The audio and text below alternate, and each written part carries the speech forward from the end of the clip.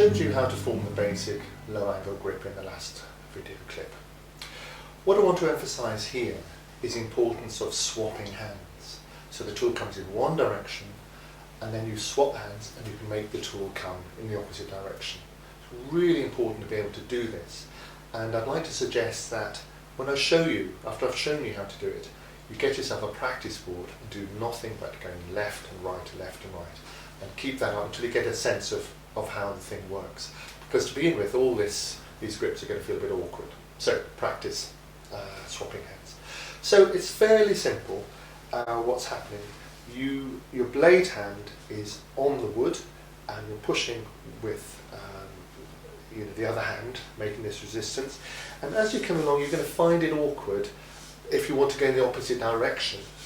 So either you turn the wood around, or you try some sort of awkward position, or you swap hands. So you flip the tool up and over so that the handle just naturally sort of drops into the opposite hand. The blade hand takes up exactly a mirror position, so there's no difference between the two. It's a mirror type position.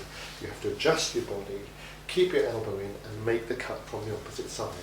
So you can cut from the left, swap, cut from the right, and just make these simple cuts so you get used to swapping hands over. So there you have it. The low angle grip, because it comes in low, is really essential for you to practice this left and right movement until you become quite familiar with it.